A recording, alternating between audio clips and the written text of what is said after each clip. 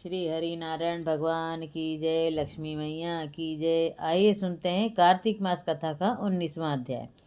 राजा पृथु ने कहा, हे देवर्षि, अब आप यह कहिए कि भगवान विष्णु ने वहाँ जाकर क्या किया तथा जलंधर की पत्नी का पतिव्रत कैसे भ्रष्ट हुआ। नारद जी बोले, जलंधर के नगर में जाकर भगवान विष्णु ने उसकी पतिव्रता स्त्री वृंदा का पतिव्रत भंग करने का विचार किया।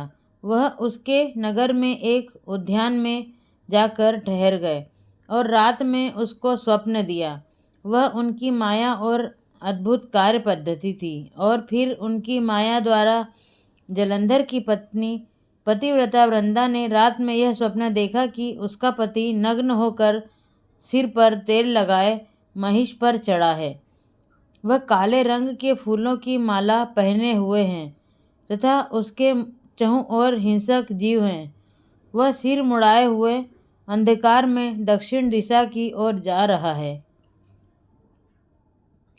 उसने अपने नगर को समुद्र में डूबा हुआ देखा और इस प्रकार के बहुत से भयानक सपने देखे। फिर तत्काल ही वह जाग पड़ी और स्वप्नों के संबंध में विचार करने लगी।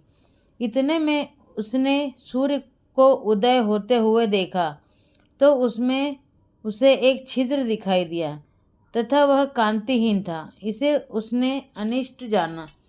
वह भयभीत होकर रोने लगी। वह छज्जे पर गई, अटारी पर चढ़ी, भूमि पर उतरी, मगर उसको कहीं पर भी शांति प्राप्त नहीं हुई। फिर वह अपनी 2 सखियों के साथ लेकर उपवन में गई, परंतु वहाँ पर भी उसको कल न पड़ी। फिर वह जंगल में निकल गई, मगर वहाँ पर भी उसको चैन न आया। वन में उसने सिंह के समान 2 भयंकर राक्षसों को देखा, जिससे वह अत्यंत भयभीत होकर वहाँ से भागने लगी।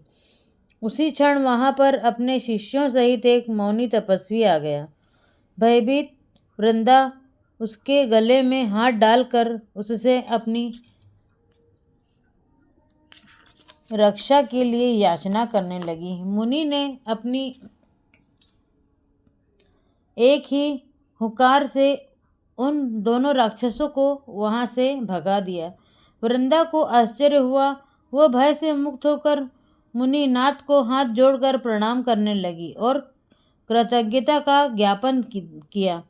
फिर उसने मुनि से अपने युद्ध रथ पति के संबंध में उसकी कुशल क्षेम का प्रश्न किया।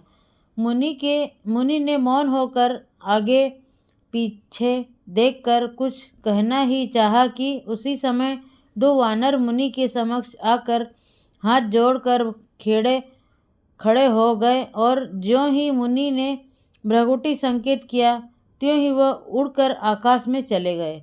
फिर जलंधर का सिर वह धड़ लेकर मुनि के पास आ गए।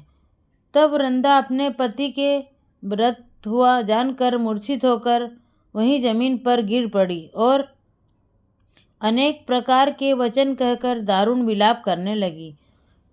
पश्चात उसने उस मुनि से कहा, हे कृपानिधे, आप मेरे पति को जीवित कर दीजिए। पतिव्रता परायण दैत्य पत्नी ऐसा कहकर दुख की श्वासों को छोड़ती हुई मुनीश्वर के चरणों में गिर पड़ी। तब मुनीश्वर ने कहा, वह शिवजी द्वारा युद्ध में मारा गया है, अतएव जीवित नहीं हो सकता, क्योंकि जिसे भगवान शंकर मार देते हैं वह कदापि जीवित नहीं हो सकता। परंतु शरणागत की रक्षा सनातन धर्म है, अतः मैं कृपा कर इसे जिलाए देता हूँ। नारद जी कहते हैं कि वह मुनि साक्षात विष्णु ही थे, जिन्होंने कि ये सब माया फैला रखी थी। वह वृंदा के पति को जीवित करके अंतर्ध्यान हो गए। जलंधर ने उठकर वृंदा का आलिंगन किया और उसका मुख चूमा। वृंदा भी पति को जीवित हुआ देखकर अत्यंत हर्षित हुई और अब तक हुई सब बातों को स्वप्न समझा। पश्चात वृंदा सकाम हो बहुत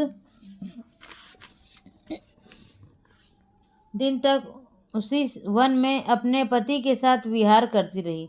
फिर एक दिन उसे सूरत एवं संभोग काल के अंत में भगवान विष्णु को पहचान लिया। अतः उन्हें ताड़ित करती हुई बोली, हे पराई स्त्री के गमन करने वाले विष्णु, तुम्हारे शील को धिक्कार है। मैंने जान लिया है कि वह मायावी तपस्वी तुम ही थे।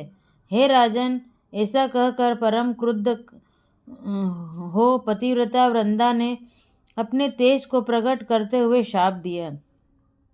जो तुमने अपनी माया से 2 राक्षस मुझे दिखाए थे, वही दोनों राक्षस किसी समय तुम्हारी भी स्त्री का हरण करेंगे और उसके विरह में दुखी होकर तुम वानरों की सहायता से वन में भ्रमण करोगे और यह सर्वेश्वर जो इस समय तुम्हारा शिष्य बना है, यह वहाँ तुम्हारा साथी रहेगा।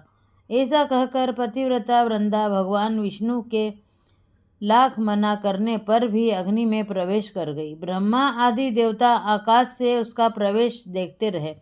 वृंदा के शरीर का तेज श्री पार्वती जी के शरीर में चला गया और आकाश में जय जय शब्द होने लगा। पतिव्रत धर्म के प्रभाव से वृंदा ने मुक्ति प्राप्त की। श्री हरि नारायण भगवान की जय। लक्ष्मी मैया की जय। श्रीमन नारायण नारायण हरि हरि जपो नारायण नारायण हरि हरि बोलो नारायण नारायण हरि हरि।